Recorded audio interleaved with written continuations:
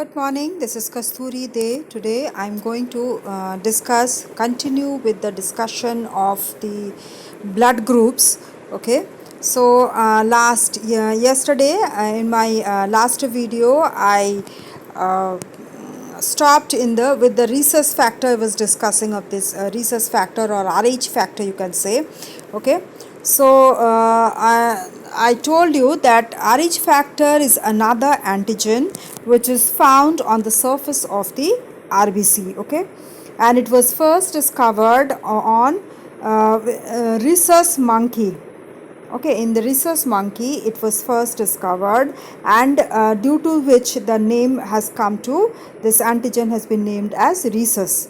Okay, so it's about 85% of the people have this rhesus factor Rh, that means they are Rh positive. Okay, and the rest 15% they do not have this rhesus factor, and so they are Rh negative. Okay, so when Rh negative, a positive blood is transfused into a person who is having Rh negative, okay, Rh negative blood, the recipient from the antibodies forms the recipient, that is the Rh negative person who is receiving the blood of Rh positive. They form antibodies which act against the Rh factor, Rh positive factor. Okay, so what happens?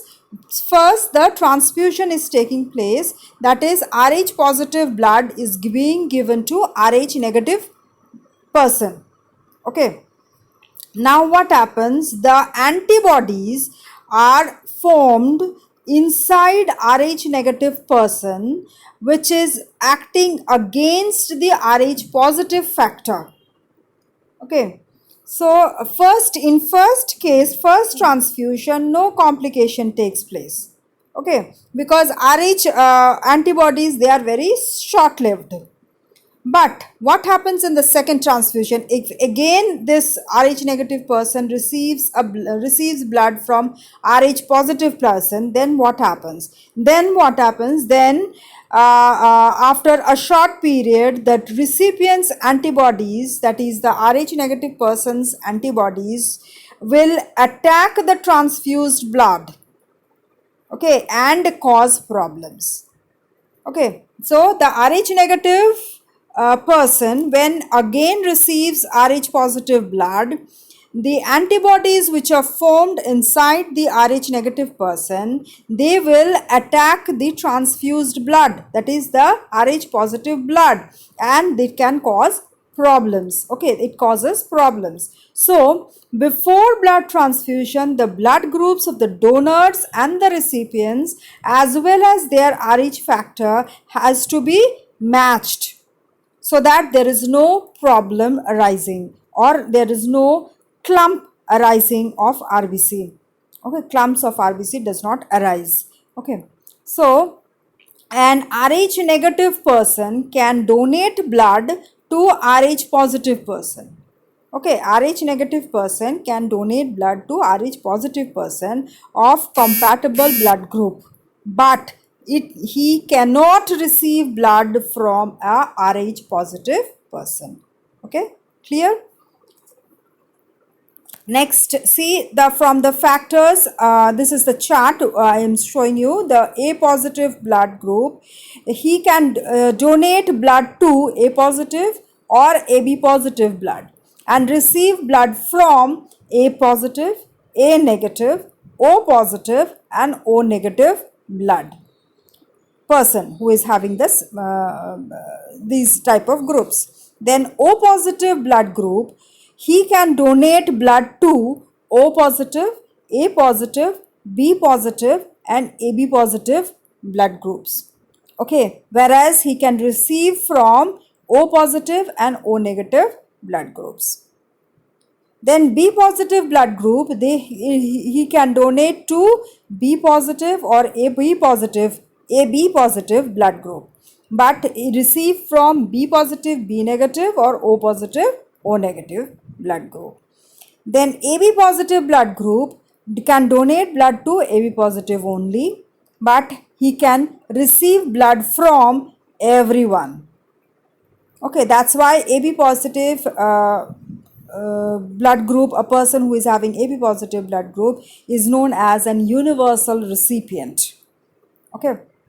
Then A negative, if a person is A negative, then he can donate blood to A positive, A negative, or AB positive, AB negative blood group, but receive from A negative and O negative blood group. Then O negative blood group can donate blood to everyone, whatever is the group, and but receive blood from O negative only.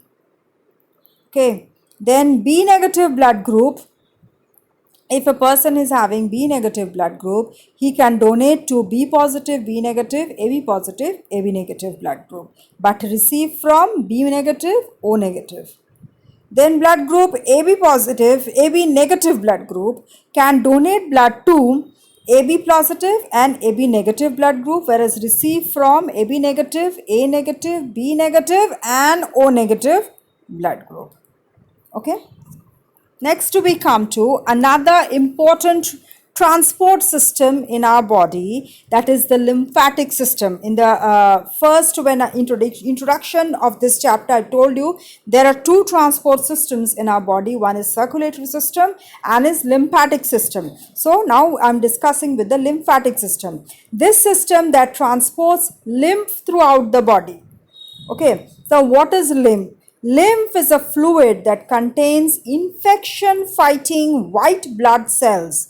These are known as lymphocytes. Infection fighting white blood cells are known as lymphocytes. So lymph is a fluid which contains these lymphocytes. When blood reaches the capillaries, some of the water and dissolved solutes which are dissolved in the plasma, that is in the blood, solutes are filtered out from the plasma into the tissue spaces, in the intercellular spaces, okay, in the tissue spaces, to form a tissue fluid that is known as a lymph. Some of this lymph enters tiny channels, okay, these are known as lymph vessels. Now, even some fluid remains in the intercellular spaces. It remains in that intercellular spaces. These are known as interstitial fluid. Okay. Then lymph has all the elements of the blood, except they do not have what? They do not have RBC or blood platelets. Okay, they do not have these, but they have a fluid that is lymph, that is known as lymph, and the white blood cells, which are infection fighting, that is lymphocytes. Okay, so they are slightly yellowish in color. Now it contains a special type of white blood cells, I told you, lymphocytes, which help in fighting the infections, and this system consists of lymph vessels and lymph nodes. Okay, lymph vessels, they resemble veins. Okay, lymph vessels, they are similar to the veins due to their thin walls and presence of the walls. Like the veins, they are thin walled, and they have valves, okay, like the veins. So they are resembling the veins. Lymph vessels resemble the veins. And lymph nodes, what are lymph nodes? These are small globular masses of lymphatic tissues. Okay, small globular masses of the lymphatic tissues. See, there are some lymph nodes which are present in the picture. Okay, one you can say in this near the neck, which is known as tonsil. Okay, so these are the lymph nodes present in our body. Next we come to the lymphatic system. It is the continuation. The system, it acts parallel to the circulatory system. Okay, it is acting parallel to the circulatory system, and this system collects interstitial fluid from the body and take it back to the heart. Okay, now we come to the functions of the limb. Three main functions are there of the limb. That is, one is transportation, defense, and third is drainage. So transportation, it helps in transporting nutrients and hormones to the body cells. It removes waste materials from the body cells in the tissues, and finally pairs them into the veins and drop them into the veins. Okay, and then lymph nodes produce lymphocytes, which is carried along with the antibodies from the lymph nodes to the blood. Now, they also absorb and transport fats, that is fatty acids and glycerol, from the small intestine to the blood. Okay. Then defense function, it acts, this lymph carries lymphocytes and antibodies, so it is capable of destroying harmful microorganisms and foreign particles in the lymph nodes. Then lymph picks up the bacteria entering the body and bring them to the lymph nodes and destroys there. Okay. In the lymph nodes, the bacteria is destroyed. Bacteria and other foreign bodies which are entering into the body, their lymph nodes carry them into the lymph nodes, and then there they destroy them. Okay, they also help in localizing the infection and preventing it from spreading to the other tissues. So as they bring to the lymph nodes and destroy them, so it's capable of not spreading the infection to other parts of the bodies. Okay, it's preventing the spreading of the infection to the other parts of the body. Now another function, third function, that is drainage. It drains excess tissue fluid from the intercellular spaces back to the blood. So what is tissue fluid? Tissue fluid is a fluid which is surrounding the cells of the most of the tissues, arriving through the blood capillaries. Okay, now so this is the end of the chapter, this circulatory system. Please go through this. If you have any doubt, please do write in the comment box, or you can also write in my email ID.